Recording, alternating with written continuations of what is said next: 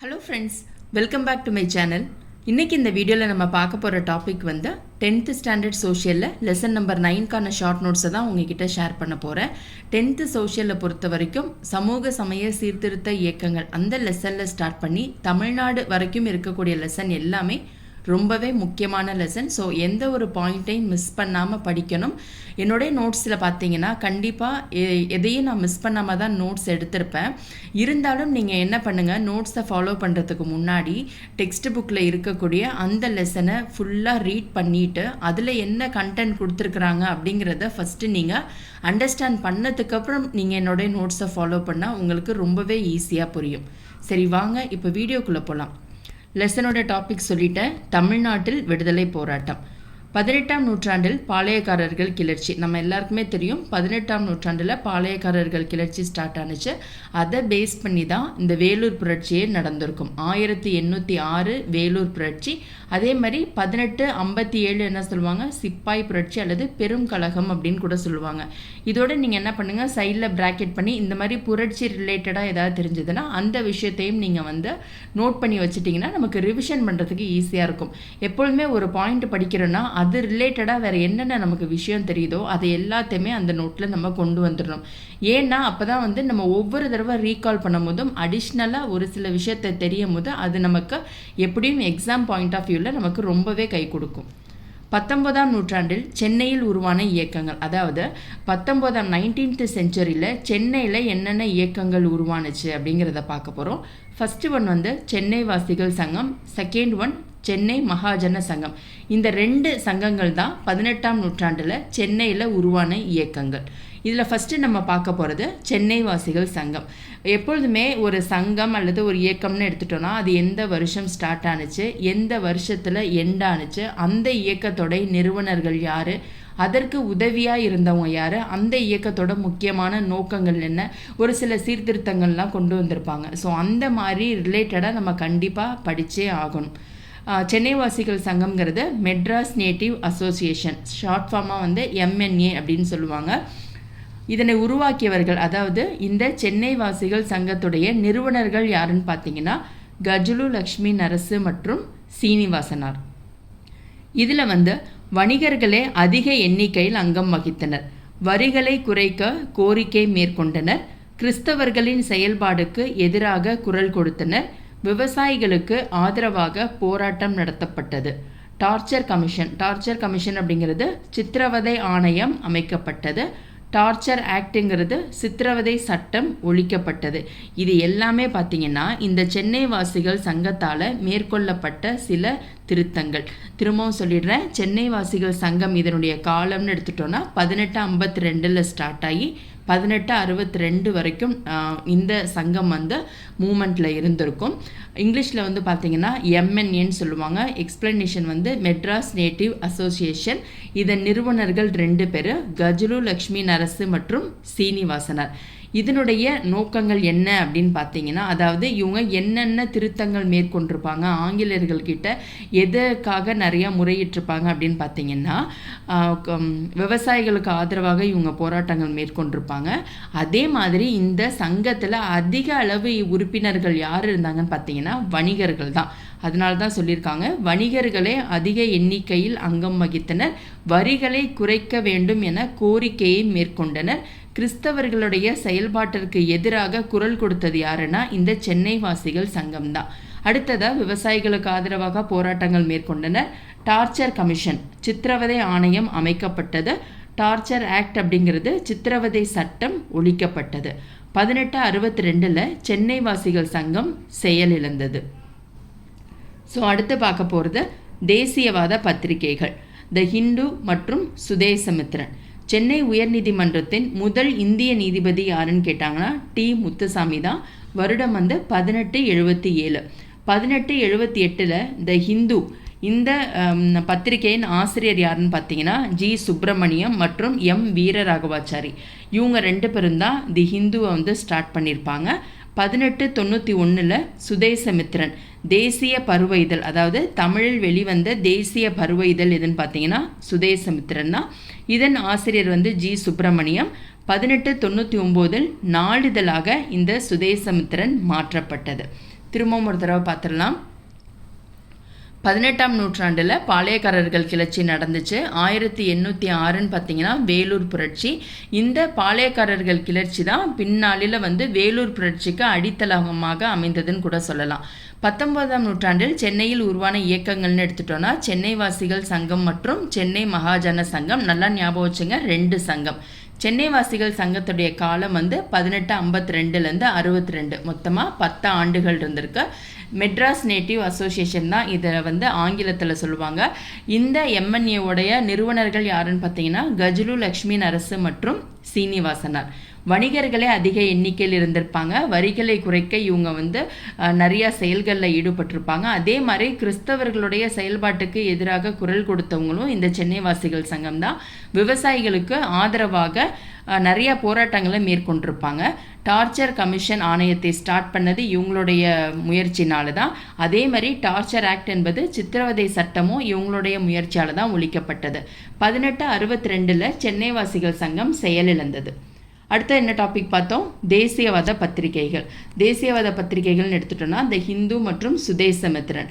இது இந்த பத்திரிகைகள் எதனாலங்க ஸ்டார்ட் பண்ணுச்சு அப்படின்னு பார்த்தீங்கன்னா, சென்னை உயர்நீதிமன்றத்தின் முதல் இந்திய நீதிபதி யாருன்னா டி முத்துசாமி. வருடம் 1877. இது ரொம்பவே இம்பார்ட்டண்ட்டான பாயிண்ட்டு. இந்த பாயிண்ட் மட்டும் கிடையாது, ஹிஸ்ட்ரியில் இருக்கக்கூடிய, அதாவது 10th ஸ்டாண்டர்டில் இருக்கக்கூடிய ஒவ்வொரு லெசனும் அதேமாதிரி ஈச் அண்ட் எவ்ரி லைனும் ரொம்பவே முக்கியமானது. ஸோ முடிஞ்ச வரைக்கும் எதையுமே மிஸ் பண்ணாமல் நீங்கள் படிச்சிங்கன்னா நமக்கு எக்ஸாம் அப்போ ரொம்ப ஈஸியாகவே இருக்கும். கண்டிப்பாக இன்னையிலேருந்து நம்ம படிக்க ஸ்டார்ட் பண்ணிங்கன்னா கூட நம்ம வரப்போகிற எக்ஸாமில் டெஃபினட்டாக நம்ம பாஸ் பண்ணிட முடியும். ஸோ கான்ஃபிடென்ட்டோட படிங்க. குரூப் 4ல் ரிசல்ட் வரல அப்படிங்கிறவங்களும் மனம் தளராமல் படிச்சுக்கிட்டே இருங்க. கண்டிப்பாக நம்ம சக்ஸஸ் பண்ணிடலாம். சரி, வாங்க இப்போ டாபிக் உள்ள போகலாம். சென்னை உயர்நீதிமன்றத்தோட முதல் இந்திய நீதிபதியாக யாரை நியமிச்சிருப்பாங்கன்னா முத்துசாமியை நியமிச்சிருப்பாங்க. இவரை நியமித்த உடனேயே ஆங்கில பத்திரிகைகளெல்லாம் இவரை விமர்சனம் செஞ்சுருப்பாங்க. அதாவது ஒரு தமிழர் இந்திய நீதிபதியாக இருக்கிறாருன்னு சொல்லிட்டு இவரை பற்றி நிறைய விமர்சனங்கள் எழும். அதன் காரணமாக படித்த இளைஞர்கள்லாம் என்ன பண்ணுவாங்க, ஏன் நம்மளே ஒரு தமிழில் ஒரு நாளிதழ் ஸ்டார்ட் பண்ணால் என்னன்னு சொல்லிட்டு அதன் காரணமாக உருவாக்கப்பட்டதான் இந்த தேசிய பத்திரிகைகள். ஓகேவா? அதனால தான் என்ன பண்ணியிருப்பாங்க, பத்திரிகைகள் நம்மளே ஸ்டார்ட் பண்ணலான்னு சொல்லிட்டு நியூஸ் பேப்பரை ஸ்டார்ட் பண்ணுவாங்க. 1878 த ஹிந்து ஸ்டார்ட் ஆகிருக்கும். ஆசிரியர் ஜி சுப்பிரமணியம் மற்றும் வீரராகவாச்சாரி. இவங்க 2 பேரும் தான் இதை ஸ்டார்ட் பண்ணியிருப்பாங்க. அடுத்ததாக 1891 சுதேசமித்திரன் பார்த்தீங்கன்னா தமிழில் வெளிவந்த தேசிய பருவ இதழ்னு சொல்லுவாங்க. இதன் ஆசிரியர் ஜி சுப்பிரமணியம். இந்த சுதேசமித்திரன் பின்னாளில், அதாவது 1899 நாளிதழாக மாறியது. முதல்ல என்னவா இருக்கும், பருவ இதழாக இருந்திருக்கும். அதுக்கப்புறம் 1899 நாளிதழாக மாறினுச்சு. அடுத்தது உள்நாட்டு பத்திரிகைகள். உள்நாட்டு பத்திரிகைகள் என்னங்கிறத பார்க்கலாம். Indian Patriot, South Indian Mail, Madras Standard, Desabhimani, Vijaya, Suryodayam, India. இது எல்லாமே பார்த்தீங்கன்னா உள்நாட்டு பத்திரிகைகள். கண்டிப்பாக பத்திரிகைகள்லேருந்து ஒவ்வொரு கொஷின் பேப்பர்லேயும் பார்த்தீங்கன்னா அட்லீஸ்ட் ஒரு கொஷினாவது வந்துடும். ஸோ இதுக்கு அதிக இம்பார்ட்டன்ஸ் கொடுத்து படிக்கணும். இதே மாதிரி நியூஸ் பேப்பர் லிஸ்ட்டுன்னே சொல்லிவிட்டு நான் தனியாக அதாவது ஆல் ஓவர் இந்தியாவில் என்னென்ன நியூஸ் பேப்பர் என்னென்ன ஸ்டேட்டில் யாரால் நிறுவப்பட்டது அப்படிங்கிற மாதிரி நான் வீடியோ ஆல்ரெடி அப்லோட் பண்ணியிருக்கேன். ஸோ கண்டிப்பாக அந்த வீடியோவை நீங்கள் செக் பண்ணி பாருங்கள். அடுத்ததாக சென்னை மகாஜன சபை. ஃபஸ்ட்டு என்ன பார்த்தோம், சென்னை வாசிகள் சங்கம் பார்த்தோம். இப்போ சென்னை மகாஜன சபை. இதன் எந்த ஆண்டு நிறுவப்பட்டதுன்னு பார்த்தீங்கன்னா 1884 மே 16 உருவானது தான் இந்த சென்னை மகாஜன சங்கம். இதன் நிறுவனர்கள் M Veeraraghavachari, P Anandacharlu, P Rangaiah. இதில் அனந்தாச்சார்லு தான் செயலாளராக இருப்பார், ரங்கையா தலைவராக இருப்பார். அடுத்ததாக இந்த சபையோட கோரிக்கைகள் என்னன்னு பார்த்தீங்கன்னா, குடிமை பணிகளுக்கான தேர்வுகளை இங்கிலாந்திலும் இந்தியாவிலும் ஒரே சமயத்தில் நடத்த வேண்டும். அதாவது இந்த குடிமை பணி தேர்வுகள் இருக்குல்ல, இதை ஆங்கிலேயர்கள் என்ன பண்ணுவாங்க, இங்கிலாந்தில் ஒரு டைம்லையும் இந்தியாவில் ஒரு டைம்லையும் நடத்துவாங்க. ஸோ அந்த மாதிரி நடத்தக்கூடாது. தேர்வுகள்னு எடுத்துட்டா ஒரே சமயத்தில் தான் நடத்தணும். அதாவது இங்கிலாந்திலும் இந்தியாவிலும் ஒரே நேரத்தில் தேர்வுகளை கண்டக்ட் பண்ணணும் அப்படின்னு சொல்லியிருப்பாங்க. லண்டனில் உள்ள இந்திய கவுன்சிலை மூடுவது. அடுத்து அவங்களுடைய கோரிக்கை என்னன்னு பார்த்தீங்கன்னா, லண்டனில் இருக்கக்கூடிய இந்திய கவுன்சிலை மூடணும் அப்படின்னு சொல்லியிருப்பாங்க. 3வது பாயிண்ட் வரிகளை குறைக்க வேண்டும். இக்கோரிக்கைகள் அனைத்தும் 1885 உருவான ஐஎன்சியின் கோரிக்கைகளாகவே இருந்தது. இப்போ என்ன இதுலன்னு தெரிய வருது, சென்னை மகாஜன சபைங்கிறது 1884 மே 16 ஸ்டார்ட் பண்ணியிருக்காங்க. இதன் நிறுவனர்கள் வந்து மொத்தமாக 3 பேர். எம் வீரராகவாச்சாரி, பி அனந்தாச்சார்லு என்பவர் செயலாளர், பி ரங்கையா என்பவர் தலைவர். இதுக்கு முன்னாடி என்ன பார்த்தோம், சென்னை வாசிகள் சங்கம் பார்த்தோம். அது 1852 ஸ்டார்ட் பண்ணி 62 முடிஞ்சிருக்கும். அதன் நிறுவனர்கள் 2 பேர், கஜுலு லக்ஷ்மி நரசு செட்டியும் சீனிவாசனார். இவங்க 2 பேரும் தான் அந்த சென்னை வாசிகள். சென்னை மகாஜன சபைன்னு எடுத்துட்டா 3 பேர், கன்ஃபியூஸ் ஆயிக்காதீங்க. அதில் 2, மகாஜனம்னா 3 பேர். இதனுடைய கோரிக்கைகள் 3 கோரிக்கைகள் கொடுத்துருக்காங்க. அதாவது குடிமை பணிகளுக்கான தேர்வுகளை இந்தியாவிலும் இங்கிலாந்திலும் ஒரே நேரத்தில் நடத்தணும், லண்டனில் இருக்கக்கூடிய இந்திய கவுன்சிலை மூடணும், வரிகளை குறைக்க வேண்டும். இந்த கோரிக்கைகள் அனைத்துமே 1885 உருவான ஐஎன்சியுடைய கோரிக்கைகளாகவே இருந்துச்சு. ஸோ அடுத்த ஹெட்டிங் வந்து பார்த்தீங்கன்னா மிதவாத கூட்டம். அகில இந்திய அளவிலான அமைப்புகள் உருவாக காரணமானது எது அப்படின்னு பார்த்தீங்கன்னா சென்னை மகாஜன சபை தான். 1884 டிசம்பர் மாதம் பிரம்மஞான சபை கூடியது. இந்த கூட்டத்தில் கலந்து கொண்டவர்கள் யாருங்கிறத நம்ம தெரிஞ்சுக்கணும். Dadabhai Naoroji, KT Telang, SN Banerjee, G Subramaniam, P Rangaiah, P Ananthacharlu. இந்த 3 பேரும் பார்த்தீங்கன்னா சென்னையை சேர்ந்தவர்கள். G Subramaniam, P Rangaiah, P Ananthacharlu, இந்த 3 பேரும் சென்னையை சேர்ந்தவர்கள். கண்டிப்பாக இப்படி கூட கொஷின்ஸ் கேட்கலாம். பிரம்மஞான சபை 1884 டிசம்பரில் கூடிய கூட்டத்தில் தமிழ்நாட்டை சேர்ந்தவர்கள் யார் பங்கேற்றாங்க அப்படின்னு கேட்டாங்கன்னா 3 பேர். இதில் மற்ற பேர் யாருன்னு பார்த்தீங்கன்னா தாதாபாய் நவ்ரோஜி, KT தெலாங், SN பானர்ஜி. தமிழ்நாட்டை சேர்ந்தவங்க 3 பேர், G Subramaniam, P Rangaiah, P Ananthacharlu. ஐஎன்சியின் முதற் கூட்டம் 1885 மும்பையில் தான் ஐஎன்சியோட முதற் கூட்டம் வந்து கண்டக்ட் பண்ணியிருப்பாங்க. மொத்தம் கலந்து கொண்ட பிரதிநிதிகளில் 72 பிரதிநிதிகள், அதாவது மொத்தமாக இந்த கூட்டத்தில் கலந்து கொண்ட பிரதிநிதிகளின் எண்ணிக்கை வந்து 72. இதில் 22 பேர் வந்து சென்னையை சேர்ந்தவங்க. தாதாபாய் நவ்ரோஜி மற்றும் கோபாலகிருஷ்ண கோகலே ஆகியோருக்கு இணையாக கருதப்பட்டவர் யாருன்னா G சுப்பிரமணியம். ஐஎன்சியின் 2வது மாநாடு 1886 கல்கட்டாவில் நடைபெற்றிருக்கும். இந்த கூட்டத்திற்கு தலைமை தாங்கினவர் தாதாபாய் நவ்ரோஜி. ஐஎன்சியின் 3வது மாநாடு 1887 சென்னையில் நடைபெற்றிருக்கும். இந்த சென்னை மாநாட்டிற்கு தலைமை ஏற்றவர் பக்ருதீன் தயாப்ஜி. நடைபெற்ற இடம் வந்து மக்கீஸ் தோட்டத்தில் இருக்கக்கூடிய 1000 விளக்கு அந்த பகுதியில் தான் நடைபெற்றிருக்கும். மொத்தம் கலந்து கொண்டவர்களின் எண்ணிக்கை 607. இதில் சென்னையை சேர்ந்தவர்கள் மட்டும் 362. திரும்பவும் இந்த டாப்பிக்கை பார்த்துடலாம். ஐஎன்சியோட முதற் கூட்டம்னு பார்த்தீங்கன்னா 1885 மும்பையில் நடக்கும். இந்த மும்பை மாநாட்டில் கலந்து கொண்ட பிரதிநிதிகளின் எண்ணிக்கை 72. அந்த 72 பேர்லையும் சென்னையை சேர்ந்தவங்க எத்தனை பேருன்னு கேட்டாங்கன்னா 22 பேர். தாதாபாய் நவ்ரோஜி மற்றும் கோபாலகிருஷ்ண கோகலே ஆகியோருக்கு இணையாக கருதப்பட்டவர் G சுப்பிரமணியம். G சுப்பிரமணியம் அப்படின்னு வந்தாலே நமக்கு ஞாபகம் வர வேண்டியது த ஹிந்து சுதேசமித்ரன். அடுத்ததா ஐஎன்சியின் 2வது மாநாடு 1886 கல்கட்டாவில் நடைபெறும். அந்த கல்கட்டா மாநாட்டிற்கு தலைமை தாங்கினவர் தாதாபாய் நவ்ரோஜி. ஐஎன்சியின் 3வது மாநாடு 1887 சென்னையில் நடைபெறும். இந்த சென்னை மாநாட்டிற்கு தலைமை தாங்கியவர் பக்ருதீன் தயாப்ஜி. நடைபெற்ற இடம் வந்து 1000 விளக்கு. இந்த 1000 விளக்குங்கிறது மக்கீஸ் தோட்டத்தில் இருக்கக்கூடிய ஒரு பிளேஸ் தான். மொத்தம் கலந்து கொண்ட உறுப்பினர்களின் எண்ணிக்கை 607. இதில் வந்து சென்னையை சேர்ந்தவர்கள் 362. அடுத்த ஹெட்டிங் வந்து சுதேசி இயக்கம். அதில் ஃபஸ்ட்டு ஹெட்டிங் என்னன்னு பார்த்தீங்கன்னா தமிழ்நாட்டின் எதிர்வினை.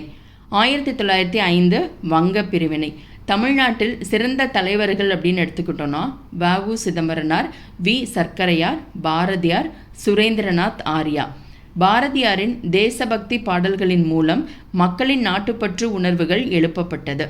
சுதேசி கருத்துக்களை பரப்ப உதவிய இதழ்கள்னு எடுத்துட்டோன்னா சுதேசமித்ரன் மற்றும் இந்தியா.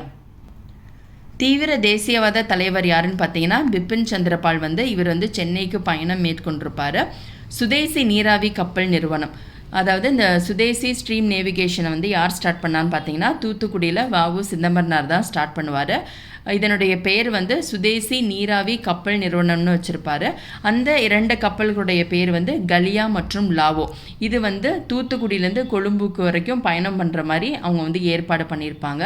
1908 கோரல் நூற்பாலை வேலை நிறுத்தம். இதற்கு தலைமை தாங்கியவர் யாருன்னு பார்த்தீங்கன்னா வ.உ. சிதம்பரனார். இந்த வேலைநிறுத்தத்திற்கு வ.உ.சிக்கு உதவியாக இருந்தது சுப்பிரமணிய சிவா. இதே சமயத்தில் பிபின் சந்திரபால் விடுதலை செய்யப்பட்டவங்க. அதாவது இந்த கோரல் நூற்பாலை வேலைநிறுத்தத்தை ஸ்டார்ட் பண்ணதுனால இவங்களை அரெஸ்ட் பண்ணிடுவாங்க. அந்த டைமில் தான் பார்த்தீங்கன்னா பிபின் சந்திரபாலை ரிலீஸ் பண்ணிடுவாங்க. இவருக்கு சென்னை வந்த டைமில் பிபின் சந்திரபாலை அரெஸ்ட் பண்ணிடுவாங்க. அதுக்கப்புறமா இந்த கோரல் நூற்பாலை வேலை நிறுத்தம் யாருடைய தலைமையில் நடந்திருக்கும்? வ.உ.சி தலைமையில் நடந்திருக்கும். அவருக்கு உதவியாக இருந்தது சுப்பிரமணிய சிவா. இவரின் விடுதலையை கொண்டாடும் விதமாக பொதுக்கூட்டம் ஏற்பாடு செய்த வ.உ.சி மற்றும் சிவா கைது செய்யப்பட்டனர். 2 ஆண்டு ஆயுள் தண்டனை, சிறையில் செக்கிழுக்க வைக்கப்பட்டார். அதாவது நல்லா புரிஞ்சுங்க, தீவிர தேசியவாத தலைவராக கருதப்பட்டது யாருன்னா பிபின் சந்திரபால். இவர் சென்னைக்கு பயணம் மேற்கொள்வார். அந்த டைமில் தான் சுதேசி நீராவி கப்பல் நிறுவனத்தை தூத்துக்குடியில் வ.உ.சி ஸ்டார்ட் பண்ணுவார். அந்த நிறுவனத்துடைய பேர் சுதேசி நீராவி கப்பல் நிறுவனம்னு வைக்கப்பட்டது. 2 கப்பல்கள் இவருடைய கம்பெனியில் ஓடும். ஒன்று கலியா மற்றும் லாவோ, தூத்துக்குடியிலேருந்து கொழும்புக்கு. 1908 பார்த்தீங்கன்னா கோரல் நூற்பாலை வேலை நிறுத்தத்தை, அதாவது தொழிலாளர்களுக்காக இவங்க ஏற்பாடு பண்ணுவாங்க. தலைமை வகித்தது யாருன்னா வ.உ.சி. இவருக்கு உதவியா இருந்தது சுப்பிரமணிய சிவா. இந்த டைம்ல தான் பிபின் சந்திரபாலை விடுதலை பண்ணுவாங்க. அவருக்கு சென்னை வந்திருப்பாரா, அந்த டைம்ல என்ன பண்ணிடுவாங்க, பிபினை அரெஸ்ட் பண்ணிடுவாங்க. இவரின் விடுதலையை அதுக்கப்புறம் இவரை பிபின் சந்திரபாலை விடுதலை பண்ண உடனேயே வ.உ.சி என்ன பண்ணுவார், அந்த விடுதலையை கொண்டாடும் விதமாக ஒரு பொதுக்கூட்டத்துக்கு ஏற்பாடு செய்வார். உடனே என்ன பண்ணுவாங்க, நீங்கள் என்ன பொதுக்கூட்டம் ஏற்பாடு பண்ணுறீங்கன்னு சொல்லிட்டு வ.உ.சியையும் சுப்பிரமணிய சிவாவையும் ஆங்கிலேயர்கள் கைது பண்ணி ஜெயிலில் போட்டுருவாங்க. வ.உ.சிக்கு வழங்கப்பட்ட தண்டனை பார்த்தீங்கன்னா 2 ஆண்டு ஆயுள் தண்டனை, சிறையில் செக்கிழுக்க வைக்கப்பட்டார். அதனால தான் செக்கிழுத்த செம்மல் அப்படின்னு அவரை சொல்லுவாங்க. பாரதியார் பாண்டிச்சேரிக்கு தப்பிச்சு போயிடுவார். பாரதியார் என்ன பண்ணுவார், தன்னையும் இங்கேருந்து அரெஸ்ட் பண்ணிடுவாங்க அப்படின்னு சொல்லிட்டு பாண்டிச்சேரிக்கு அவர் அங்கே பயணம் மேற்கொண்டுருவார். ஸோ அடுத்து நம்ம பார்க்க போகிறது தமிழ்நாட்டில் புரட்சிகர தேசியவாதிகளின் செயல்பாடுகள். புரட்சிகர இயக்கத்தின் புகலிடமாக இருந்த இடம் எதுன்னு பார்த்தீங்கன்னா பாண்டிச்சேரி தான். புரட்சிகர நடவடிக்கைகள் குறித்து பயிற்சி தரப்பட்ட இடம் இந்தியா ஹவுஸ், அதாவது லண்டனில் இருக்கக்கூடிய இந்தியா ஹவுஸ் அப்படிங்கிற இடத்துல தான் புரட்சிகரமான நடவடிக்கைகளை எப்படி மேற்கொள்ளணும் அப்படின்னு சொல்லிட்டு அவங்களுக்கு பயிற்சிகள் வழங்கப்பட்ட இடமாக தான். இந்த புரட்சிகர நடவடிக்கைகளில் முக்கியமான நபர்கள் யாருன்னு பார்த்தீங்கன்னா எம்பிடி ஆச்சாரியா, வி.வி. சுப்பிரமணியனார், டி.எஸ்.எஸ். ராஜன். ஓகேவா? ஸோ திரும்பவும் நான் ஒரு தடவை வேணால் உங்களுக்கு சொல்லிடுறேன். ஏன்னா இதை நீங்கள் ரிப்பீட்டடாக கேட்க உங்களுக்கு ஈஸியாக அண்டர்ஸ்டாண்ட் ஆகிடும். ஸோ ஃபாஸ்ட்டாக நான் ரீகலெக்ட் பண்ணிடுறேன். தமிழ்நாட்டின் எதிர்வினை, இதுதான் நம்ம பார்த்தோம். சுதேசி இயக்கம் ஹெட்டிங் பார்த்தீங்கன்னா சுதேசி இயக்கம் 1905ங்கிறது வங்க பிரிவினை. தமிழ்நாட்டில் சிறந்த தலைவர்களாக கருதப்பட்டவங்க யாருன்னா வ.உ.சி, சர்க்கரையார், பாரதியார், சுரேந்திரநாத் ஆர்யா. பாரதியாருடைய தேசபக்தி பாடல்கள் மூலம் மக்களிடம் நாட்டுப்பற்று பரப்பப்பட்டது. சுதேச கருத்துக்களை பரப்ப உதவிய இதழ்கள்னு எடுத்துட்டோம்னா 2 இதழ்கள், சுதேசமித்திரன் மற்றும் இந்தியா. தீவிர தேசியவாத தலைவராக கருதப்பட்டவர் யார்? பிபின் சந்திரபால். இவர் என்ன பண்ணுவார், சென்னைக்கு வருவார். சென்னைக்கு வந்தோடனே இவர் என்ன பண்ணிடுவாங்க, அரெஸ்ட் பண்ணி ஜெயிலில் வச்சுருவாங்க. அடுத்தது நம்ம பார்த்த டாபிக் சுதேசி நீராவி கப்பல் நிறுவனத்தை தூத்துக்குடியில் வ.உ.சி ஸ்டார்ட் பண்ணுவார். அந்த நிறுவனத்தில் 2 கப்பல்கள், ஒன்று கலியா மற்றும் லாவோ, தூத்துக்குடியிலேருந்து கொழும்புக்கு போகும். ஸோ அடுத்து என்ன ஆகும், 1908 கோரல் நூற்பாலை வேலை நிறுத்தம். இந்த வேலை நிறுத்தத்துக்கு தலைமை தாங்கிறது வ.உ.சி மற்றும் அவருக்கு உதவியாக இருந்தது யாருன்னு பார்த்தீங்கன்னா சுப்பிரமணிய சிவா. ஸோ இது ஒரு பக்கம் போயிட்டுருக்கோம். அதே டைமில் பார்த்தீங்கன்னா பிபின் சந்திரபாலை ஆங்கிலேயர்கள் ரிலீஸ் பண்ணிடுவாங்க. உடனே வ.உ.சியும் சுப்பிரமணிய சிவாவும் என்ன பண்ணுவாங்க, அவரை விடுதலை பண்ணதை நம்ம கொண்டாடணும் அப்படின்னு சொல்லிட்டு ஒரு பொதுக்கூட்டத்துக்கு ஏற்படுத்துவாங்க. உடனே என்ன பண்ணுவாங்க, ஆங்கிலேயர்கள் பொதுக்கூட்டம்லாம் நடத்தக்கூடாது, இது எப்படி நீங்கள் ஏற்பாடு பண்ணலாம் அப்படின்னு சொல்லிட்டு வ.உ.சியையும் சுப்பிரமணிய சிவாயையும் அரெஸ்ட் பண்ணி ஜெயிலில் போட்டுருவாங்க.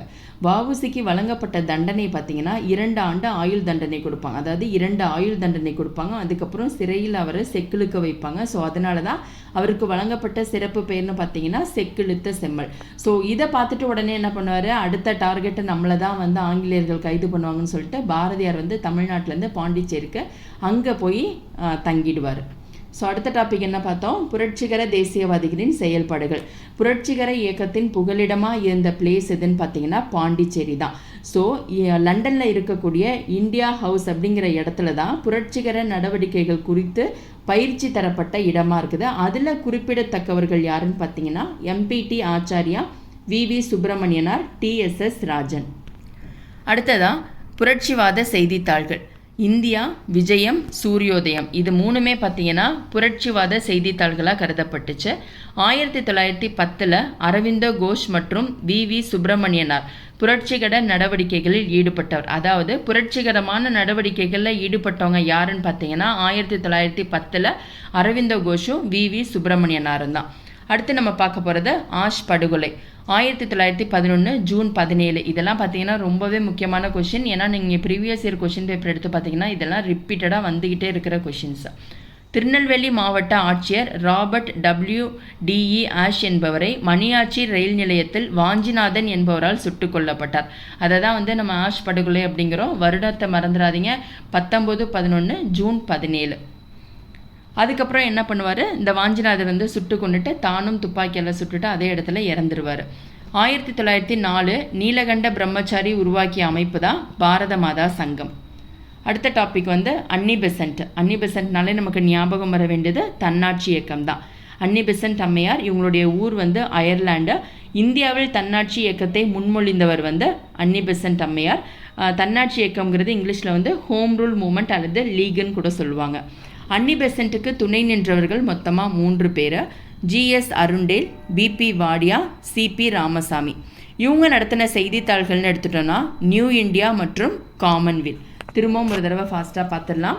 புரட்சிவாத செய்தித்தாள்கள்னு எடுத்துட்டோன்னா இந்தியா, விஜயா, சூரியோதயம். 1910 புரட்சிகர நடவடிக்கைகளில் ஈடுபட்டதில் குறிப்பிடத்தக்கவர்கள் 2 பேர். அரவிந்தோ கோஷ் ஒன்று, விவி சுப்பிரமணியனார் ஒன்று. ஆஷ் படுகொலை அப்படின்னு எடுத்துட்டோன்னா 1911 ஜூன் 17. இந்த ஆஷ் அப்படிங்கிறவர் யாருன்னு பார்த்தீங்கன்னா திருநெல்வேலியோட கலெக்டராக இருந்தவர் ராபர்ட் WDE ஆஷ். இவரை மணியாச்சி ரயில் நிலையத்தில் வாஞ்சிநாதன் என்பவர் சுட்டு கொண்டுட்டு தானும் தற்கொலை செய்து கொள்வார். 1904 நீலகண்ட பிரம்மச்சாரி உருவாக்கிய முக்கியமான அமைப்பு தான் பாரத மாதா சங்கம். அடுத்த டாபிக் என்ன பார்த்தோம், தன்னாட்சி இயக்கம். தன்னாட்சி இயக்கம்னாலே நமக்கு ஞாபகம் வர வேண்டியது அன்னி பெசன்ட் அம்மையார் தான். தன்னாட்சி இயக்கத்தை இங்கிலீஷில் என்ன சொல்லுவாங்க, ஹோம் ரூல் மூமெண்ட் அல்லது லீக்னு கூட சொல்லுவாங்க. அன்னி பெசன்ட் அம்மையாரோட ஊருன்னு எடுத்துட்டோன்னா அயர்லாண்டை சேர்ந்த பெண்மணி இவங்க.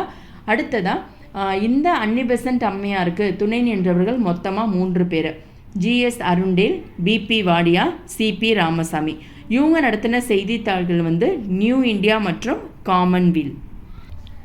அன்னி பெசன்ட் அம்மையாரின் கூற்று, அதிநவீன வசதிகளுடன் கூடிய ரயில் வண்டியில் அடிமைகளாக இருப்பதை விட சுதந்திரத்துடன் கூடிய மாட்டு வண்டியே சிறந்தது அப்படின்னு சொன்னது யாருன்னு பார்த்தீங்கன்னா அன்னி பெசன்ட் அம்மையார் தான். பத்திரிகை சட்டம் 1910. இவரின் நூல்கள்னு எடுத்துட்டோன்னா விடுதலை பெற இந்தியா எப்படி துயருற்றது, ஆங்கிலத்தில் how India wrought for freedom. 2வது நூல் இந்தியா ஒரு தேசம், இங்கிலீஷில் இந்தியா எ நேஷன். 1917 காங்கிரஸ் மாநாட்டிற்கு தலைமை வகித்தது யாருன்னு பார்த்தீங்கன்னா அன்னி பெசன்ட் அம்மையார் தான். தொழிற்சங்கங்கள் உருவாக்கி தொழிலாளர் வர்க்கத்தை அணி திரட்டுவதில் முக்கிய பங்காற்றியவர் BP வாடியா. பிராமணர் அல்லாதோர் இயக்கமும் காங்கிரஸிற்கு சவாலும். காங்கிரஸை அதிக எண்ணிக்கையில் பிராமணர்களே இருந்தாங்க. அதாவது காங்கிரஸில் பொறுத்த வரைக்கும் அதிக அளவு உறுப்பினர்களாக இருந்தது யாருன்னு பார்த்தீங்கன்னா பிராமணர்கள் தான்.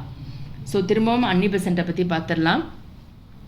அன்னி பெசன்ட் அம்மையார் எந்த ஊர்லேருந்து வந்தாங்கன்னு சொன்னேன், அயர்லாண்ட்லேருந்து வந்தாங்க. இவங்க தான் ஹோம் ரூல் மூவ்மெண்ட்டை ஸ்டார்ட் பண்ணாங்க. அன்னி பெசன்ட்டுக்கு துணை நின்றவர்கள் 3 பேர் பார்த்தோம். GS Arundale, BP Wadia, CP Ramasamy. இவங்க நடத்தின செய்தித்தாள்கள் 2, நியூ இந்தியா மற்றும் காமன்வெல்த். அன்னி பெசன்ட் அம்மையார் ஒரு கூற்று சொல்லியிருப்பாங்க, அதிநவீன வசதிகளுடன் கூடிய ரயில் வண்டியில் அடிமையாக இருப்பதை விட சுதந்திரமாக நம்ம மாட்டு வண்டியிலே பயணம் மேற்கொள்ளலாம் அப்படின்னு சொன்னது யாருன்னா அன்னி பெசன்ட் தான். பத்திரிகை சட்டம் 1910. இவங்களுடைய முக்கியமான 2 நூல்கள் how India wrought for freedom, India a nation. 1917 Congress மாநாட்டிற்கு தலைமை வகித்தது அன்னி பெசன்ட் அம்மையார் தான். இந்த BP வாடியா அப்படிங்கிறவர் தொழிற்சங்கங்கள் உருவாக்கி தொழிலாளர் வர்க்கத்தை அணி திரட்டுவதில் முக்கியமான பங்காற்றியவர். பிராமணர் அல்லாதோர் இயக்கமும் காங்கிரஸிற்கு சவாலும். காங்கிரஸை அதிக எண்ணிக்கையில் இருந்தது யாருன்னு பார்த்தீங்கன்னா பிராமின்ஸ் தான். ஸோ அடுத்த ஹெட்டிங் வந்து தென்னிந்திய நல உரிமை சங்கம். சென்னை திராவிடர் கழகம் 1912 தான் ஸ்டார்ட் ஆகிருக்கும். இதன் செயலர் யாருன்னு பார்த்தீங்கன்னா சி நடேசனார். 1916 ஜூன் மாதம் பிராமணர் அல்லாத மாணவர்களுக்காக திராவிடர் சங்க தங்கும் விடுதியை உருவாக்கினார். 1916 நவம்பர் 20 30 பிராமணர் அல்லாதவர்கள் சென்னை விக்டோரியா பொது அரங்கில் கூடினாங்க. யார் தலைமையிலன்னு பார்த்தீங்கன்னா T M Nair, P Thyagarayar, C Natesanar. திரும்பவும் சொல்லிடுறேன், தென்னிந்திய நல உரிமைகள் சங்கம் சென்னை திராவிட கழகம் எந்த ஆண்டு உருவானுச்சுன்னு பார்த்தீங்கன்னா 1912 தான். இதன் செயலர் வந்து சி நடேசனார். 1916 ஜூன் மாதத்தில் பிராமணர் அல்லாத மாணவர்களுக்காக, அதாவது நான் பிராமின் ஸ்டூடெண்ட்ஸ்க்காக ஒரு விடுதியை ஸ்டார்ட் பண்ணுவார். அந்த விடுதியோட பேர் வந்து திராவிடர் சங்கம் தங்கும் விடுதி. 1916 நவம்பர் 20 30 பிராமணர் அல்லாதவர்கள் சென்னை விக்டோரியா பொது அரங்கில் கூடுவாங்க. யார் தலைமையிலன்னு பார்த்தீங்கன்னா T M Nair, P Thyagarayar, C Natesanar. அடுத்ததாக பிராமணர் அல்லாதோரின் நலன்களை மேம்படுத்த உருவாக்கப்பட்ட சங்கம் தான் தென்னிந்திய நல உரிமை சங்கம். இதழ்கள்னு எடுத்துட்டோன்னா ஜஸ்டிஸ் அப்படிங்கிறது தமிழில் நீதின்னு சொல்லுவாங்க. இந்த ஜஸ்டிஸ் வந்து பார்த்திங்கன்னா ஆங்கில இதழ், திராவிடன் அப்படிங்கிறது தமிழ் இதழ், ஆந்திர பிரகாஷிகா அப்படிங்கிறது தெலுங்கு இதழ். இந்த ஜஸ்டிஸ் அப்படிங்கிறது தான் பின்னாளில் நீதி கட்சி என பெயர் மாற்றம் செய்யப்பட்டது. இடஒதுக்கீட்டுக்கான கோரிக்கை. அரசு பணிகளில் இடஒதுக்கீடு, பிரதிநிதித்துவ அமைப்புகளில் இடஒதுக்கீடு. சென்னை அரசாங்கம் நீதி கட்சியை ஆதரித்தது.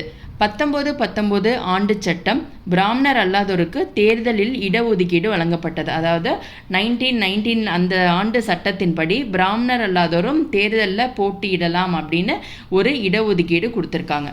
ஸோ அடுத்து நம்ம பார்க்க போகிறது நீதி கட்சி அமைச்சரவை. 1920 தேர்தலில் வந்து காங்கிரஸ் வந்து புறக்கணிச்சிருவாங்க. அதாவது 1920 நடைபெற்ற தேர்தலில் காங்கிரஸ் வந்து பார்ட்டிசிபேட் பண்ணியிருக்க மாட்டாங்க. சட்டமன்றத்தில் 98 இடங்களில் 63 இடங்களில் நீதி கட்சி வென்றது. முதலாவது அமைச்சர் யாருன்னு பார்த்தீங்கன்னா ஏ சுப்பராயலு. 1923 பனகல் அரசர், இவர் தான் வந்து வெற்றி பெற்றிருப்பார். இந்த பனகல் அரசர் வந்து நீதி கட்சியை சேர்ந்தவர். அடுத்தது நம்ம பார்க்க போகிறது நீதி கட்சியின் சாதனைகள். உள்ளாட்சித்துறை, கல்வி நிலையம், வேலைவாய்ப்பில் இடஒதுக்கீடு, பொதுப்பணிவாளர் தேர்வாணையம் உருவானது, தேவதாசி முறை ஒழிப்பு, புறம்போக்கு நிலங்களை பட்டா செய்து வழங்கியது, கல்வி கட்டண சலுகை, ஸ்காலர்ஷிப் வழங்குதல். ஸ்காலர்ஷிப்ங்கிறது கல்வி உதவித்தொகை. இது எல்லாமே பார்த்தீங்கன்னா நீதி கட்சியுடைய முக்கியமான சாதனைகளாக இருந்துச்சு. திரும்பவும் பார்த்துடலாம். பிராமணர் அல்லாதோரின் நலன்களை மேம்படுத்த உருவாக்கப்பட்ட சங்கம் தான் தென்னிந்திய நல உரிமைகள் சங்கம். அதுக்கப்புறமா என்ன பார்த்தோன்னு பார்த்தீங்கன்னா இதழ்கள் பார்த்தோம். மொத்தமாக 3 இதழ்கள் பார்த்தோம். ஆங்கில இதழ் எதுன்னு பார்த்தீங்கன்னா ஜஸ்டிஸ், தமிழ் இதழ் வந்து திராவிடன், தெலுங்கில் நடத்தப்பட்ட இதழ் வந்து ஆந்திர பிரகாஷிகா. இந்த ஜஸ்டிஸ் அப்படிங்கிறது தான் பின்னாளில் வந்து நீதி கட்சியாக பெயர் மாற்றம் செய்யப்பட்டது. இடஒதுக்கீட்டுக்கான கோரிக்கைன்னு எடுத்துட்டுனா அரசு பணிகளில் இடஒதுக்கீடு கேட்டிருக்காங்க. அதே மாதிரி பிரதிநிதித்துவ அமைப்புகள்லையும் இடஒதுக்கீடு கேட்டிருக்காங்க. சென்னை அரசாங்கம் நீதி கட்சியை ஆதரித்தது. 1919 ஆண்டு சட்டத்தின்படி பிராமணர் அல்லாதோரும் தேர்தலில் இடஒதுக்கீடு வழங்கப்பட்டது.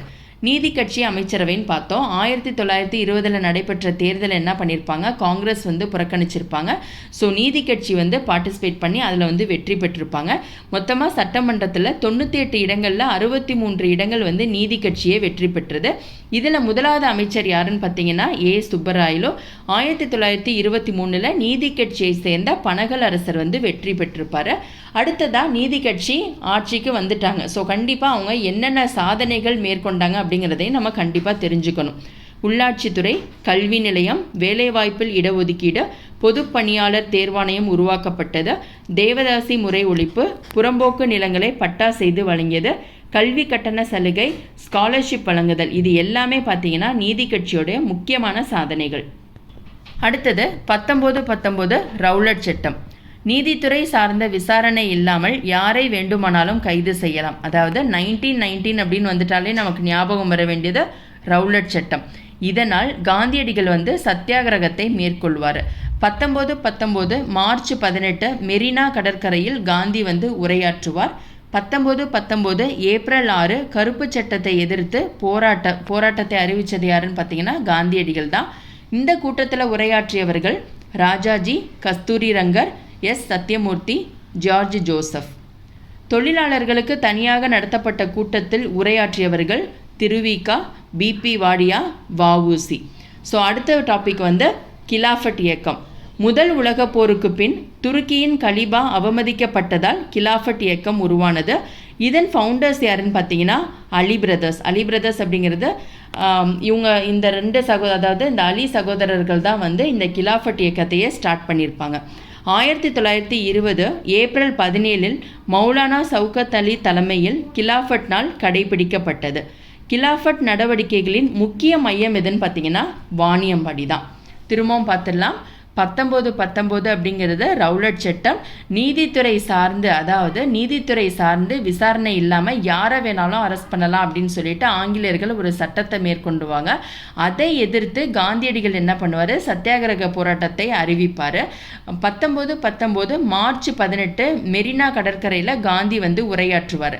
அதே ஆண்டு ஏப்ரல் 6 கருப்பு சட்டத்தை எதிர்த்து, அதாவது இந்த ரவுலட் சட்டத்தை எதிர்த்து போராட்டம் நடத்தணும் அப்படின்னு சொல்லிட்டு காந்திஜி ஒரு அறிவிப்பை கொடுப்பாரு. அந்த கூட்டத்தில் உரையாற்றினது யாருன்னு பார்த்தீங்கன்னா தமிழகத்தை சேர்ந்த ராஜாஜி, கஸ்தூரி ரங்கர், சத்யமூர்த்தி, ஜார்ஜ் ஜோசப். தொழிலாளர்களுக்கு தனியாக நடத்தப்பட்ட கூட்டத்தில் உரையாற்றியவர்கள் திருவி கல்யாணசுந்தரனார், பிபி வாடியா, வஉசி. தொழிலாளர்கள் அப்படின்னு வந்துட்டாலே நமக்கு முக்கியமாக ஞாபகம் வர வேண்டியவங்க 2 பேர், திருவிக மற்றும் பிபி வாடியா, வஉசி. வஉசி வந்து அந்த வேலை நிறுத்தம் ஸ்டார்ட் பண்ணியிருப்பார்ல, ஸோ அவரையும் நம்ம நினைவில் வச்சுக்கணும். கிலாஃபட் இயக்கம் பார்த்தோம். முதல் உலகப் போருக்கு பின் துருக்கியின் கலிபா அவமதிக்கப்பட்டதால் உருவாக்கப்பட்ட இயக்கம் தான் கிலாஃபட் இயக்கம். இதன் நிறுவனர்கள் யாருன்னு பார்த்தீங்கன்னா அலி பிரதர்ஸ். 1920 ஏப்ரல் 17 மௌலானா சவுகத் அலி தலைமையில் கிலாஃபட் நாள் வந்து கடைபிடிக்கப்பட்டது. கிலாஃபட் நடவடிக்கையின் முக்கிய மையமாக இருந்த இடம் எதுன்னு பார்த்தீங்கன்னா வாணியம்பாடி. அடுத்த ஹெட்டிங் வந்து ஒத்துழையாமை இயக்கம். தமிழ்நாட்டில் ஒத்துழையாமை இயக்கம் யார் தலைமையில் நடந்தது? சி ராஜாஜி மற்றும் தந்தை பெரியார். முஸ்லீம் லீகின் சென்னை கிளையை நிறுவியவர்கள் யாகூப் ஹசன். சி ராஜாஜியின் நண்பர் தான் இந்த யாகூப் ஹசன். இதனால் தமிழ்நாட்டில் இந்துக்கள் மற்றும் முஸ்லீம்கள் இணைந்து ஆதரவு தரப்பட்டது. 1921 நவம்பர் மாதம் சட்ட மறுப்பு இயக்கத்தை தொடங்க முடிவு மேற்கொள்ளப்பட்டது. இதனால் ராஜாஜி, சுப்பிரமணிய சாஸ்திரி, ஈவேரா இவங்க 3 பேரையும் ஆங்கிலேயர்கள் என்ன பண்ணிடுவாங்க, கைது பண்ணிடுவாங்க. 1922 ஜனவரி 13 வேல்ஸ் இளவரசரின் வருகை புறக்கணிக்கப்பட்டது. இதெல்லாம் பார்த்தீங்கன்னா ரொம்பவே முக்கியமானது. வேல்ஸ் இளவரசரின் வருகைன்னு கேட்டாங்கன்னா 1922. 1922 சௌரி சௌரா நிகழ்வில் 22 காவலர்கள் கொல்லப்பட்டதை தொடர்ந்து ஒத்துழையாமை இயக்கம் கைவிடப்பட்டது. 1925 ஜூன் மாதம் வைக்கத்தில் கோவிலை சுற்றியிருந்த வீதிகளில் விதிக்கப்பட்டிருந்த தடை நீக்கப்பட்டது. இதற்கு முக்கியமான காரணமாக இருந்தது யாருன்னு பார்த்தீங்கன்னா தந்தை பெரியார் தான். ஸோ அதனால தான் அவருக்கு வந்து வைக்கம் வீரர் அப்படின்னு பெயர் வந்துச்சு. வி சுப்பிரமணியம் சேரன்மாதேவியில் குருகுலத்தை ஸ்டார்ட் பண்ணுவார். இந்த சேரன்மாதேவியில், அதாவது இந்த குருகுலத்தில் பார்த்தீங்கன்னா மாணவர்கள் ஜாதியின் அடிப்படையில் பாகுபடுத்தப்பட்டனர். இதை வந்து பெரியார் கடுமையாக எதிர்ப்பார். ஸோ திரும்பவும் பார்த்துடலாம். ஒத்துழையாமை இயக்கம் தமிழ்நாட்டில் யார் தலைமையில் நடந்துச்சுன்னா ராஜாஜியும் பெரியார் தான். முஸ்லீம் லீகின் சென்னை கிளையை நிறுவியவர் யாருன்னு பார்த்தீங்கன்னா யாகூப் ஹசன். இந்த யாகூப் ஹசன் அப்படிங்கிறவர் ராஜாஜியோட நெருங்கிய நண்பர். இதனால் பார்த்தீங்கன்னா முஸ்லீமும் இந்துக்களும் இணைந்து செயல்பட்டனர். 1921 நவம்பர் மாதம் சட்ட மறுப்பு இயக்கத்தை தொடங்க முடிவெடுப்பாங்க. இதனால் என்ன பண்ணுவாங்க, ஆங்கிலேயர்கள் வந்து ராஜாஜி, சுப்பிரமணிய சாஸ்திரி, ஈவேரா இவங்க 3 பேரையும் கைது பண்ணிடுவாங்க. அந்த இயக்கத்தை தொடங்க போகிறாங்க அப்படின்னு தெரிஞ்ச உடனே இவங்களை வந்து அரெஸ்ட் பண்ணிடுவாங்க. 1922 ஜனவரி 13 வேல்ஸ் இளவரசரின் வருகை புறக்கணிக்கப்பட்டது. 1922 அதே ஆண்டு பார்த்தீங்கன்னா சௌரி சௌரா சம்பவம் நடக்கும். அதில் வந்து 22 காவலர்கள் உயிருடன் கொல்லப்பட்டதை தொடர்ந்து காந்தியடிகள் ஒத்துழையாமை இயக்கத்தை கைவிற்றுவார். 1925 ஜூன் மாதம் வைக்கத்தில் கோவிலை சுற்றியிருந்த வீதிகளில் விதிக்கப்பட்டிருந்த தடை தந்தை பெரியாரின் முயற்சியால் நீக்கியது. ஸோ இதனால் அவருக்கு வழங்கப்பட்ட சிறப்பு பெயர் வந்து வைக்கம் வீரர். வி சுப்பிரமணியம் சேரன்மாதேவியில் குருகுலத்தை ஸ்டார்ட் பண்ணுவார். இந்த குருகுலத்தை பொறுத்த வரைக்கும் மாணவர்கள் வந்து ஜாதியின் அடிப்படையில் பாகுபடுத்தப்பட்டனர். ஸோ பெரியார் என்ன பண்ணுவார்னா இதை கடுமையாக எதிர்ப்பார். பி வரதராஜலுடன் இணைந்து தந்தை பெரியார் இந்த பாகுபாட்டினை கடுமையாக விமர்சித்தார். இதை நல்லா ஞாபகம் வச்சுங்க. சேரன்மாதேவியில் குருகுலத்தை ஸ்டார்ட் பண்ணது யார்? வி சுப்பிரமணியம். அதை எதிர்த்தது யாருன்னா தந்தை பெரியார். அவருக்கு உறுதுணையாக இருந்தது பி வரதராஜலு. 1925 நவம்பர் 21 காஞ்சிபுரத்தில் காங்கிரஸ் கமிட்டி மாநாட்டில் அவர் சட்டசபையில் பிராமணர் அல்லாதோருக்கு பிரதிநிதித்துவம் வேண்டும் அப்படின்னு கேட்டது யாருன்னு பார்த்தீங்கன்னா தந்தை பெரியார் கேட்பார். அவருடைய கோரிக்கை அந்த கூட்டத்தில் நிராகரிக்கப்பட்டது. ஸோ பெரியார் என்ன பண்ணுவார், காங்கிரஸிலிருந்து விலகி சுயமரியாதை இயக்கத்தை தொடங்குவார். ஸோ கண்டிப்பாக இந்த டீட்டெயில் ரொம்பவே முக்கியமானது. எந்த மாநாட்டில், அதாவது எங்கே நடந்த மாநாட்டில் பெரியார் தன்னுடைய கோரிக்கையை வைத்தார் அப்படின்னு கேட்பாங்க. ஸோ காஞ்சிபுரத்தில் நடந்த காங்கிரஸ் மாநாட்டில் பெரியார் தன்னுடைய கோரிக்கையை வைப்பார். அவருடைய கோரிக்கை நிராகரிக்கப்பட்ட காரணத்தால் தந்தை பெரியார் என்ன பண்ணுவார், காங்கிரஸிலிருந்து விலகி சுயமரியாதை இயக்கத்தை ஸ்டார்ட் பண்ணுவார். ஒத்துழையாமை விலக்கி கொள்ளப்பட்டவுடன் காங்கிரஸ் 2 பிரிவாக பிரிந்தது. மாற்றத்தை விரும்புவோர், மாற்றத்தை விரும்பாதோர். இந்த மாற்றத்தை விரும்பாதோர்னு பார்த்துக்கிட்டிங்கன்னா சட்டமன்றத்தை புறக்கணிப்பது, இதுதான் அவங்களுடைய இதாக இருந்துச்சு. இந்த மாற்றத்தை விரும்பாதோரில் 3 பேரும் முக்கியமாக அங்கம் வகித்தாங்க. ராஜாஜி, கஸ்தூரி ரங்கர், எம்ஏ அன்சாரி. அதாவது மாற்றத்தை, எந்த சேஞ்சஸும் எங்களுக்கு தேவையில்லை, இப்படியே ரன் ஆகட்டும் அப்படின்னு விருப்பப்பட்டது யாருன்னு பார்த்தீங்கன்னா 3 பேர். ராஜாஜி, கஸ்தூரி ரங்கர், எம்ஏ அன்சாரி. கண்டிப்பாக எங்களுக்கு சேஞ்சஸ் வேணும், ஒரு சில மாற்றங்கள் வேணும் அப்படின்னு கோரிக்கை வைத்தவங்களில் முக்கியமானது யாருன்னு பார்த்தீங்கன்னா, அதாவது அவங்களுடைய எண்ணம் என்னவாக இருந்துச்சுன்னா சட்டமன்றத்திற்கு செல்ல வேண்டும். இதுதான் மாற்றத்தை விரும்புவோருடைய முக்கியமான நோக்கமாக இருந்துச்சு. சிஆர் தாஸ் மற்றும் மோத்திலால் நேரு இவங்க 2 பேரும் இணைந்து தான் சுயராஜ்ய கட்சியை ஸ்டார்ட் பண்ணுவாங்க. தமிழ்நாட்டில் சுயராஜ்ய கட்சிக்கு தலைமை வைத்தவர் எஸ் சீனிவாசனார், எஸ் சத்யமூர்த்தி. 1926 நடைபெற்ற தேர்தலில் சுயராஜ்ய கட்சி வெற்றி, இருப்பினும் ஆட்சி பொறுப்பை ஏற்க மறுத்தது. அதாவது சுயராஜ்ய கட்சி யார் ஸ்டார்ட் பண்ணுவாங்கன்னு பார்த்தோம், சிஆர் தாஸும் மோத்திலால் நேரு தான் சுயராஜ்ய கட்சியை ஸ்டார்ட் பண்ணுவாங்க. 1924 நடைபெற்ற தேர்தலில் சுயராஜ்ய கட்சி வெற்றி பெற்றுவாங்க. இருந்தாலும் அவங்க என்ன பண்ணுவாங்க, எங்களுக்கு ஆட்சி பொறுப்பு வேண்டாம் அப்படின்னு சொல்லிட்டு அந்த பொறுப்பை ஏற்க மறுத்துருவாங்க. சுயேட்சை வேட்பாளரான பி சுப்பராயன் பதவி ஏற்பார். அவங்க நிராகரித்ததுனால சுயேட்சை வேட்பாளர் பி சுப்பராயன் என்ன பண்ணுவார், பொறுப்பை ஏற்றுப்பார்.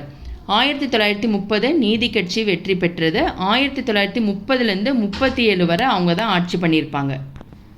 1927 இந்திய சட்டப்பூர்வ ஆணையம் சர் ஜான் சைமன் தலைமையில் இந்த குழு அமைத்திருக்கும். இக்குழுவில் இந்தியர் ஒருவர் கூட இடம்பெறாதது மிகப்பெரிய ஏமாற்றத்தை வழங்கியது.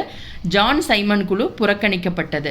நல்லா ஞாபகம் வச்சுங்க, 1927 தான் இந்திய சட்டப்பூர்வ ஆணையங்கிறது ஸ்டார்ட் ஆகிருக்கும். யாரோட தலைமையில்னு பார்த்தீங்கன்னா சர் ஜான் சைமன் தலைமையில். இந்த குழுவை பொறுத்த வரைக்கும் ஒருத்தர் கூட இந்தியர் இருக்க மாட்டாங்க, எல்லாமே ஆங்கிலேயர்கள் இருப்பாங்க. ஸோ இது இந்தியர்களுக்கு மிகப்பெரிய ஏமாற்றமாக கருதப்பட்டதுனால சர் ஜான் சைமனுடைய குழு புறக்கணிக்கப்பட்டது.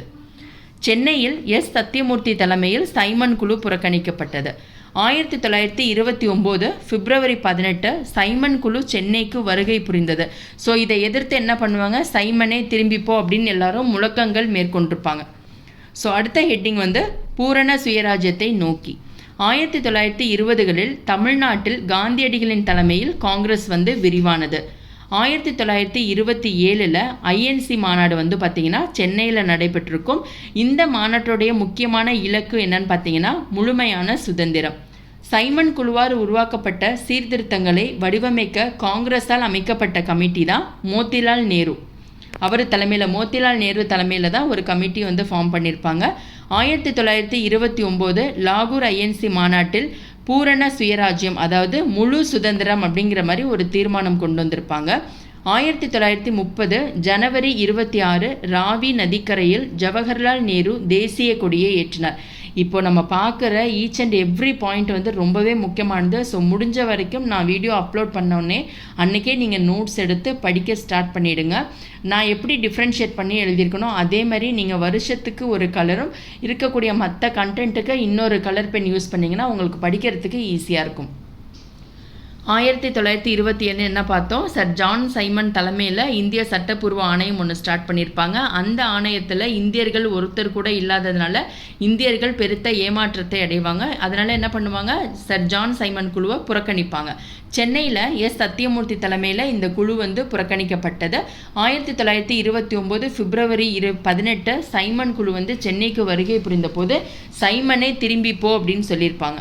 பூரண சுயராஜ்யத்தை நோக்கி. 1920களில் தமிழ்நாட்டில் காந்தியடிகளின் தலைமையில் காங்கிரஸ் வந்து விரிவடைஞ்சிருக்கும். அதாவது தமிழ்நாட்டில் காந்தியடிகள் தலைமையில் எப்போ வந்து காங்கிரஸ் வந்து விரிவானது அப்படின்னு கேட்டாங்கன்னா 1920. 1927 ஐஎன்சி மாநாடு சென்னையில் நடந்திருக்கும். இந்த மாநாட்டுடைய முக்கியமான இலக்கு என்னன்னு பார்த்தீங்கன்னா முழுமையான சுதந்திரம். சைமன் குழுவால் உருவாக்கப்பட்ட சீர்திருத்தங்களை வடிவமைக்க காங்கிரஸால் அமைக்கப்பட்ட கமிட்டி தான் மோத்திலால் நேரு கமிட்டி. 1929 லாகூர் ஐஎன்சி மாநாட்டில் பூரண சுயராஜ்யம், அதாவது முழு சுதந்திரம் தான் முக்கியமான இலக்காக இருந்துச்சு. 1930 ஜனவரி 26 ராவி நதிக்கரையில் ஜவஹர்லால் நேரு வந்து தேசிய கொடியை ஏற்றுவார். அடுத்த ஹெட்டிங் வந்து உப்பு சத்தியாகிரகம். மார்ச் 12 1930 தண்டியை நோக்கி உப்பு சத்தியாகிரக யாத்திரையை காந்திஜி துவங்கினார். தமிழ்நாட்டில் ராஜாஜி தலைமையில் உப்பு சத்தியாகிரகம் தொடங்கப்பட்டது. 1930 ஏப்ரல் 13. அதை எங்கேருந்து பார்த்தீங்கன்னா திருச்சியிலேருந்து வேதாரண்யத்துக்கு. அவங்க எப்போ போய் வேதாரண்யத்தை ரீச் ஆனாங்கன்னு பார்த்தீங்கன்னா 1930 ஏப்ரல் 28. அதாவது ஏப்ரல் 13 ஸ்டார்ட் பண்ணி திருச்சியில் வந்து ஏப்ரல் 13 ஸ்டார்ட் பண்ணுவாங்க. அவங்க வேதாரண்யத்தை ரீச் பண்ணது வந்து ஏப்ரல் 28. அணிவகுப்பின் போது கத்தியின்றி இரத்தமின்றி யுத்தமொன்று வருகுது. இது வந்து நாமக்கல் கவிஞருடைய பாடல். இந்த பாடல் தான் ஒலிக்கப்பட்டது. உப்பு சத்தியாகிரகத்தில் பங்கேற்ற மற்ற தலைவர்கள் வந்து டிஎஸ்எஸ் ராஜன், திருமதி ருக்மணி லக்ஷ்மிபதி, சர்தார் வேதரத்னம், சி சாமிநாதர், கே சந்தானம். உதயவனம் அப்படிங்கிறது சென்னையில் இருக்கக்கூடிய ஒரு இடம். சத்தியாகிரகிகள் முகாமை அமைத்தனர். அதாவது உதயவனத்தில் தான் சத்தியாகிரகிகள் வந்து தங்களுடைய முகாமை அமைத்தனர். டி பிரகாசம், கே நாகேஸ்வர ராவ் இவங்கெல்லாம் கைது செய்யப்பட்ட. இதனால் 1930 ஏப்ரல் 27 திருவல்லிக்கேணியில் காவல்துறையினருடன் மோதல் ஏற்பட்டுச்சு. அதாவது இவங்களை அரெஸ்ட் பண்ணோடனே மோதல் ஏற்படும். எப்போ மோதல் ஏற்படும்? 1930 ஏப்ரல் 27. உப்பு சட்டங்களை மீறியதற்காக அபராதம் கட்டிய முதல் பெண்மணி வந்து ருக்மணி லக்ஷ்மிபதி. இது வந்து டிஎன்பிசியில் கேட்ட கொஷின். 1932 ஜனவரி 26 ஆர்யா என அழைக்கப்பட்ட பாஷ்யம் புனித ஜார்ஜ் கோட்டையின் உச்சியில் தேசிய கொடியை ஏற்றினர். இதெல்லாம் பார்த்தீங்கன்னா ரொம்பவே முக்கியமான பாயிண்ட். திரும்பவும் பார்த்துடலாம். உப்பு சத்தியாகிரகம். உப்பு சத்தியாகிரகத்தை காந்தியடிகள் எப்போ ஸ்டார்ட் பண்ணுவாருன்னு பார்த்தீங்கன்னா மார்ச் 12 1930 தண்டியை நோக்கி உப்பு சத்தியாகிரகத்தை காந்தியடிகள் மேற்கொள்வார். தமிழ்நாட்டில் யார் தலைமையிலன்னு பார்த்தீங்கன்னா ராஜாஜி தலைமையில் உப்பு சத்தியாகிரகம் நடைபெற்றது. 1930 ஏப்ரல் 13 திருச்சியிலேருந்து வேதாரண்யத்துக்கு அந்த பயணம் மேற்கொள்வாங்க. திருச்சியில் ஸ்டார்ட் பண்ணது வந்து ஏப்ரல் 13. அவங்க வேதாரண்யத்தை எப்போ ரீச் பண்ணுவாங்கன்னா ஏப்ரல் 28. அணிவகுப்பின் போது பாடப்பட்ட பாடல் வந்து கத்தியின்றி இரத்தமின்றி யுத்தமொன்று வருகுது. இந்த பாடலின் ஆசிரியர் நாமக்கல் கவிஞர். உப்பு சத்தியாகிரகத்தில் பங்கேற்ற மற்ற தலைவர்கள் வந்து டிஎஸ்எஸ் ராஜன், திருமதி ருக்மணி லக்ஷ்மிபதி, சர்தார் வேதரத்னம், சி சாமிநாதர், கே சந்தானம். சத்தியாகிரகிகளின் முகாமை அமைத்தது எந்த இடம்னு பார்த்தீங்கன்னா சென்னையில் இருக்கக்கூடிய உதயவனம். இதனால் டி பிரகாசம் மற்றும் நாகேஸ்வர ராவ் அரெஸ்ட் பண்ணிடுவாங்க. இவங்களை கைது பண்ணதுனால திருவல்லிக்கேணியில் காவல்துறையினருடன் மோதல் ஏற்படும். மோதல் ஏற்பட்ட ஆண்டு வந்து 1930 ஏப்ரல் 27. உப்பு சட்டங்களை மீறியதற்காக அபராதம் கட்டிய முதல் பெண்மணி வந்து ருக்மணி லக்ஷ்மிபதி. 1932 ஜனவரி 26 ஆர்யா என அழைக்கப்பட்ட பாஷ்யம் புனித ஜார்ஜ் கோட்டையின் உச்சியில் தேசிய கொடியை ஏற்றுவார். அடுத்தது திருப்பூர் குமரன். 1932 ஜனவரி 11 திருப்பூரில் காவலர்களின் இரக்கமற்ற நடவடிக்கையால் இவர் மரணமடைந்தார். அதாவது திருப்பூர் குமரன் எந்த ஆண்டு இறந்தாருன்னு பார்த்தீங்கன்னா 1932 ஜனவரி 11. அதே மாதிரி வாஞ்சிநாதன் இறந்ததையும் நம்ம ஞாபகம் வச்சுக்கணும். வாஞ்சிநாதனாலே நமக்கு அடுத்து வர வேண்டியது ஆஷ் படுகொலை தான் ஞாபகம் வரணும். ஸோ இதனால் இவர் என்ன பண்ணுவாங்கன்னா கொடிக்காத்த குமரன் அப்படின்னு சிறப்பு பெயரால் அழைக்கப்பட்டார். 1935 இந்திய அரசாங்க சட்டம் மாநில சுயாட்சிக்கு வழிவகுத்தது. 1937 தேர்தல் காங்கிரஸ் வெற்றி பெறும், நீதி கட்சி தோல்வியடைஞ்சிரும். முதல் காங்கிரஸ் அமைச்சரவையை அமைத்தவர் வந்து ராஜாஜி. மதுவிலக்கு முயற்சியை எந்த பிளேஸில் மேற்கொண்டிருப்பாருன்னு பார்த்தீங்கன்னா சேலத்தில். விற்பனை வரியை அறிமுகம் செய்ததும் ராஜாஜி தான். ஒடுக்கப்பட்டவர்களுக்கும் கோவில்களை திறந்தார். இரண்டாம் உலகப் போரில் காங்கிரஸை ஆலோசிக்காமல் இந்தியர்களை ஈடுபடுத்தியதால் காங்கிரஸ் அமைச்சரவையை ராஜினாமா செய்தது. பள்ளிகளில் இந்தி மொழியை அறிமுகம் செய்தவர் வந்து ராஜாஜி தான். அந்த அவருடைய அறிமுகம், அதாவது பள்ளிகளில் ஹிந்தி மொழியை எதிர்த்தது யாருன்னு பார்த்தீங்கன்னா தந்தை பெரியார். சேலத்தில் ஹிந்தி எதிர்ப்பு மாநாடை பெரியார் வந்து நடத்துவார். இதற்கு ஆதரவு வந்து யார் கொடுப்பாங்கன்னு பார்த்தீங்கன்னா ஒடுக்கப்பட்டோர் கூட்டமைப்பு மற்றும் முஸ்லீம் லீக். தாளமுத்து மற்றும் நடராஜன் சிறையில் மரணம் அடைஞ்சிருவாங்க. திருச்சி டு சென்னை ஊர்வலம் யார் மேற்கொள்வார்னா பெரியார் தலைமையில் 1200 போராட்டக்காரர்கள் உடனடியாக ஆங்கிலேயர்கள் கைது பண்ணிடுவாங்க. திரும்பவும் பார்த்துடலாம். திருப்பூர் குமரன் 1932 ஜனவரி 11 திருப்பூரில் காவலர்களின் இரக்கமற்ற நடவடிக்கையால் மரணம் அடைஞ்சது யாருன்னு பார்த்தீங்கன்னா திருப்பூர் குமரன். ஸோ இவருக்கு வழங்கப்பட்ட சிறப்பு பெயர் கொடிக்காத்த குமரன். 1935 இந்திய அரசாங்க சட்டத்தின்படி மாநில சுயாட்சிக்கு வழிவகுத்தது. 1937 தேர்தலில் காங்கிரஸ் வெற்றி பெற்றும் நீதி கட்சி தோல்வியடைஞ்சிரும். முதல் காங்கிரஸ் அமைச்சரவை அமைத்தவர் ராஜாஜி. மதுவிலக்கு முயற்சியை மேற்கொண்டது ராஜாஜி தான். எங்கன்னு பார்த்தீங்கன்னா சேலத்தில் விற்பனை வரியை அறிமுகம் செய்தவரும் இவர் தான். ஒடுக்கப்பட்டவர்களும் கோவில்களை திறந்தார். இரண்டாம் உலகப் போரில் காங்கிரஸை ஆலோசிக்காமல் ஆங்கிலேயர்கள் என்ன பண்ணுவாங்க, இந்தியர்களையே அதில் ஈடுபடுத்தினதுனால காங்கிரஸ் என்ன பண்ணும், தன்னுடைய அமைச்சரவையை ராஜினாமா செஞ்சிடும். அதே மாதிரி பள்ளிகளில் ஹிந்தி மொழியை அறிமுகம் செய்தது ராஜாஜி. அதனை கடுமையாக எதிர்த்தவர் பெரியார். ஸோ இதன் காரணமாக சேலத்தில் ஹிந்தி எதிர்ப்பு மாநாட்டை பெரியார் கண்டக்ட் பண்ணுவார். அதற்கு ஆதரவு யார் தெரிவிப்பாங்கன்னு பார்த்தீங்கன்னா ஒடுக்கப்பட்டோர் கூட்டமைப்பு மற்றும் முஸ்லீம் லீக். உடனே தாளமுத்து மற்றும் நடராஜன் இவங்க 2 பேரையும் கைது பண்ணிடுவாங்க. இவங்க 2 பேரையும் சிறையில் அடைச்சோன்னே சிறையிலேயே அவங்க மரணம் அடைஞ்சிருவாங்க. திருச்சியிலேருந்து சென்னை வரைக்கும் ஊர்வலத்தை பெரியார் கண்டக்ட் பண்ணுவார். அந்த ஊர்வலத்தின் போது 1200 போராட்டக்காரர்கள் கைது செய்யப்பட்டனர். சென்னை மாகாண ஆளுநர் இந்தி கட்டாய பாடம் என்பதை நீக்கினர். அதாவது சென்னை மாகாண ஆளுநர் என்ன பண்ணுவார், ஹிந்தி கட்டாய பாடம் அப்படிங்கிறத நீக்கிடுவார். வெள்ளையனே வெளியேறு 1942 ஆகஸ்ட் 8. காந்திஜி முழக்கம், காந்திஜியோட முக்கியமான முழக்கம் என்னன்னு பார்த்தீங்கன்னா செய் அல்லது செத்துமடி, இங்கிலீஷில் டூ ஆர் டை அப்படின்னு சொல்லுவாங்க. போராட்டத்தில் கலந்து கொண்டவர்கள் யாருன்னு பார்த்தோன்னா தொழிலாளர்கள், கல்லூரி மாணவர்கள், பெண்களும் ஆண்களும் இந்திய தேசிய இராணுவத்தில் சேர்ந்தனர். இந்தியாவின் விடுதலைக்கு வழிவகுத்தது எது அப்படின்னு பார்த்தீங்கன்னா ராயல் இந்திய கப்பற்படை புரட்சி, இங்கிலாந்தில் பொறுப்பேற்ற தொழிலாளர் ஆட்சி. திரும்பவும் பார்த்துடலாம். சென்னை மாகாண ஆளுநர் என்ன பண்ணுவார், ஹிந்தி என்பது கம்பல்சரி கிடையாது அப்படிங்கிறத நீக்கிடுவார். வெள்ளையனே வெளியேற 1942 ஆகஸ்ட் 8. காந்திஜியோட முக்கியமான முழக்கம் டூ ஆர் டை, தமிழில் செய் அல்லது செத்துமடி. போராட்டத்தில் கலந்து கொண்டவர்கள் தொழிலாளர்கள், கல்லூரி மாணவர்கள், பெண்களும் ஆண்களும் இந்திய தேசிய இராணுவத்தில் சேருவாங்க. இந்தியாவுடைய விடுதலைக்கு முக்கியமான வழிவகுத்தது எதுன்னு பார்த்தீங்கன்னா ராயல் இந்திய கப்பற்படை புரட்சி, இங்கிலாந்தில் பொறுப்பேற்ற தொழிலாளர் கட்சி. இதுதான் இந்தியாவின் விடுதலைக்கு முக்கியமான வழிவகுத்ததாக கருதப்பட்டது. ஸோ இதோட பார்த்தீங்கன்னா இந்த லெசனுக்கான ஷார்ட் நோட்ஸ் கம்ப்ளீட் ஆகிடுது. ஸோ டெஃபினட்டாக இந்த வீடியோ உங்கள் எல்லாருக்கும் ரொம்பவே யூஸ்ஃபுல்லாக இருக்கும்னு நினைக்கிறேன். ஸோ என்னுடைய இந்த வீடியோ உங்களுக்கு பிடிச்சிருந்தால் லைக் பண்ணுங்கள், ஷேர் பண்ணுங்கள், கமெண்ட் பண்ணுங்கள், மறக்காமல் சப்ஸ்கிரைப் பண்ணுங்கள். Thank you so much.